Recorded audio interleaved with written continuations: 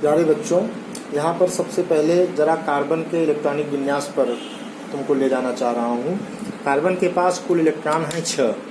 SPDF में जब carbon का हम इलेक्ट्रॉनिक विन्यास करते हैं तो पहली कक्षा में देखो 2 इलेक्ट्रॉन, दूसरी कक्षा में 4 इलेक्ट्रॉन। अष्टक नियम के अनुसार कार्बन अपने बाहरी कक्षा में 8 इलेक्ट्रॉनों को पूरा करने के लिए अन्य परमाणुओं के साथ संयोग करेगा। संयोग करने के 2 तरीके हो सकते हैं, या तो इलेक्ट्रॉनों का पूरा लेन देन कर ले या साझा करे। कार्बन या कार्बन के जो यौगिक होते हैं उनमें परमाणुओं के बीच में आपस में इलेक्ट्रॉनों का साझा ही होता है। एक संरचना यहाँ पे दिखा रहा हूँ, मेथेन। देखिए, मेथेन में कार्बन के पास बाहरी कक्षा में डॉट से ये 4 इलेक्ट्रॉन दिखाए जा रहे हैं। हाइड्रोजन की बाहरी कक्षा के क्रॉस के फॉर्म में 4 इलेक्ट्रॉन यहाँ एक एक अलग अलग सबका दिखाया जा रहा है। सभी के बीच में एक एक इलेक्ट्रॉन की शेयरिंग जब हुई तो हाइड्रोजन के पास 1 इलेक्ट्रॉन है, एक ही कक्षा है, साझा हो गया, 2 इलेक्ट्रॉन, इसका काम पूरा हो गया। और इसके पास कुल 8 इलेक्ट्रॉन पूरे हो गए, मेथेन की संरचना हो गई। ठीक उसी प्रकार से अगर हम एथिलीन की संरचना को भी देखें तो यहाँ कार्बन कार्बन के बीच में एक एक इलेक्ट्रॉन का 2 बार साझा हुआ, डबल बॉन्ड बन गया। और हाइड्रोजन और कार्बन के बीच में भी साझा हुआ, सिंगल बॉन्ड बना। कुल मिलाकर के साझे के इलेक्ट्रॉनों से ही एथिलीन का निर्माण हो गया। इन दोनों की संरचना, या अगर हम अन्य कार्बनिक यौगिकों की संरचना को ध्यान से देखेंगे तो हम एक निष्कर्ष यह दे सकते हैं कि कार्बनिक यौगिक एक दूसरे से, कार्बनिक यौगिकों के परमाणु एक दूसरे से सहसंयोजक बंध के द्वारा जुड़े होते हैं। अब अगर इनको आपस में क्रिया करना है, क्रिया करके नए उत्पाद बनाना है, तो पहली जरूरत है वो है कि इनका सहसंयोजक बंध टूटे। सहसंयोजक बंध को टूटने के बाद ही ये आपस में क्रिया करेंगे और नए उत्पाद में परिवर्तित होंगे। सहसंयोजक बंध के टूटने के 2 तरीके हैं। अगर हम कार्बनिक यौगिकों की रासायनिक क्रियाविधि को समझना चाहते हैं तो स्टेप बाय स्टेप जो रासायनिक क्रिया के चरण हैं उनको हमको समझना है। और इसको अगर हम समझ लिए तो आपस में रासायनिक यौगिक, जो कार्बनिक रासायनिक यौगिक होते हैं, वो आपस में क्रिया करके जब उत्पाद में परिवर्तित होते हैं तो उसको समझना बहुत ही आसान हो जाएगा। कार्बनिक यौगिकों में जो सहसंयोजक बंध होता है उसको टूटने के 2 तरीके अभी बात हो रही थी। उन दोनों तरीकों में पहला है होमोलाइसिस या सिमेट्रिकल क्लीवेज। ध्यान से अगर नाम को ही ध्यान दो, होमो और लाइसिस। होमो का मतलब होता है इक्वल, बराबर। लाइसिस का मतलब होता है टूट जाना। माने टूटने के पश्चात यहाँ पर दोनों परमाणु या जो भी परमाणु या परमाणुओं का समूह अलग होगा उनमें बंटवारा बराबर बराबर का हो जाए। यदि ऐसा होता है बराबर बंटवारा तो उसको हम कहेंगे होमोलाइसिस। और बराबर बंटवारे के पश्चात परमाणु या परमाणुओं का जो समूह बनेगा उसको एक विशेष नाम दिया गया है फ्री रेडिकल्स। फ्री रेडिकल्स इसलिए कहेंगे कि ये मुक्त अवस्था में तो इनको रहना नहीं है, किसी न किसी से तुरंत क्रिया करेंगे, क्रिया करके उत्पाद में परिवर्तित होते हैं और बहुत ही सक्रिय होते हैं।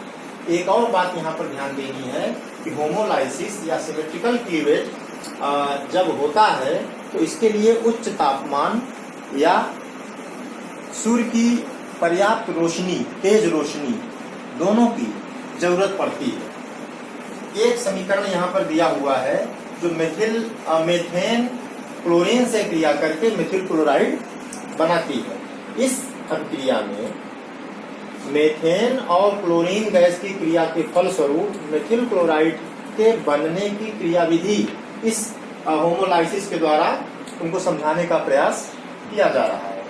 देखो, क्लोरीन गैस के 2 परमाणु जो आपस में हैं, क्लोरीन और क्लोरीन, एक दूसरे से सहसंयोजक बंध के द्वारा जुड़े हुए हैं। दोनों के बीच एक एक इलेक्ट्रॉन की शेयरिंग हुई है, Cl बॉन्ड Cl बना दिया है क्लोरीन गैस।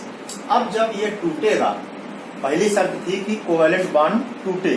कोवेलेंट बॉन्ड जब टूटेगा तो एक एक इलेक्ट्रॉन लेकर के ये दोनों क्लोरीन अलग अलग हो गए।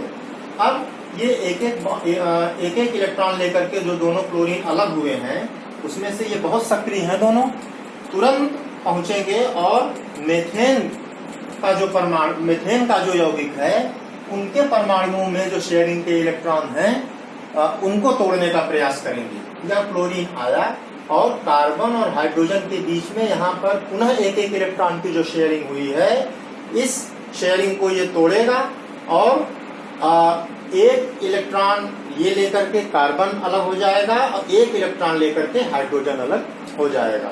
ये हाइड्रोजन जो फ्री रेडिकल फॉर्म में बनेगा वो इस क्लोरीन के साथ क्रिया करके बना दिया HCl, और जो बचा वो क्या बना CHH, इसके पास एक इलेक्ट्रॉन आया हुआ है, ये बन गया CH3 फ्री रेडिकल, जिसको हम R के द्वारा या एल्किल समूह भी कहते हैं। अब ये एल्किल समूह फ्री फॉर्म में रहना नहीं है, तुरंत ये किसी न किसी से क्रिया करेगा।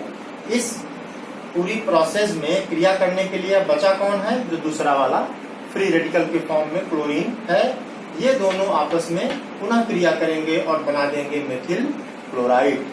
ध्यान देने वाली बात है, मुख्य रूप से जो बताना है कि यहाँ पर जो क्लीवेज हुआ, जो टूटा कार्बनिक यौगिक चाहे टूटा हो, चाहे ये परमाणु ये यौगिक टूटा हो, टूटने के पश्चात दोनों में बंटवारा बराबर बराबर हुआ, इसको कहेंगे सिमेट्रिकल क्लीवेज। अब दूसरे प्रकार के क्लीवेज की तरफ बढ़ते हैं, इसका नाम है हेट्रोलाइसिस या अनसिमेट्रिकल। हेट्रोलाइसिस या इसको कहेंगे अनसिमेट्रिकल क्लीवेज। यहाँ पर जो सहसंयोजक बंध से जुड़ा हुआ कोई यौगिक है, यह जब टूटेगा तो बंटवारा बराबर बराबर इलेक्ट्रॉनों का नहीं होगा। यहाँ पर एक परमाणु इसमें से पूरे इलेक्ट्रॉन ले लेगा और एक परमाणु एक भी इलेक्ट्रॉन नहीं पाएगा।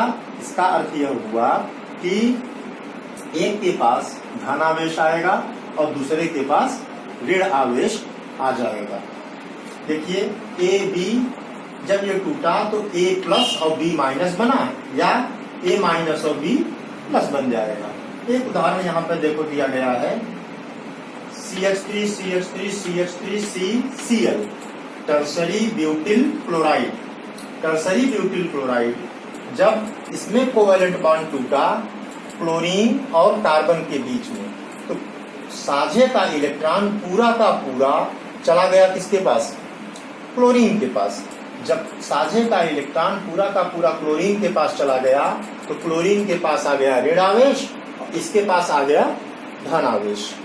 इसका नाम पड़ गया, टर्सरी ब्यूटिल तो वही है, कार्बोनियम, CARBONIUM। इसका नाम पड़ा कार्बोनियम। धन आयन कार्बन पे आ गया कार्बोनियम। एक दूसरा उदाहरण देखिए, एसिटिलीन। एसिटिलीन में भी हाइड्रोजन और कार्बन के बीच शेयरिंग के बराबर बराबर इलेक्ट्रॉन है, एक एक इलेक्ट्रॉन दोनों के बीच में। यहाँ पर जब टूटा तो एसिटिलाइड कार्बेनियन बना। कार्बन के ऊपर यहाँ पर कैसा आवेश आया है, ऋण आवेश। यहाँ पर कार्बन के ऊपर कैसा आवेश आया, ऋण आवेश। और हाइड्रोजन पर कैसा आवेश आया, धन आवेश। तो अगर कार्बन के ऊपर ऋण आवेश आया तो नाम पड़ा कार्बेनियन, धन आवेश आया तो नाम पड़ा कार्बोनियम। इस दोनों टर्म को विशेष रूप से याद रखना, स्पेलिंग में और प्रोनाउंसिएशन में डिफरेंस है, कार्बोनियम और कार्बेनियन। कार्बेनियन का मतलब निगेटिव चार्ज वाला कार्बनिक आयन। पॉजिटिव चार्ज वाला अगर कार्बनिक आयन कोई है, कार्बनिक यौगिक का कोई आयन जिसके ऊपर पॉजिटिव चार्ज है, तब उसको हम नाम देंगे कार्बोनियम आयन। तो इसमें देखो इलेक्ट्रॉनों का वितरण जो हुआ, इलेक्ट्रॉनों का बंटवारा जो हुआ, बराबर न हो करके एक के पास पूरे इलेक्ट्रॉन चले गए और दूसरे के पास पूरे इलेक्ट्रॉन नहीं गए। तो इस प्रकार से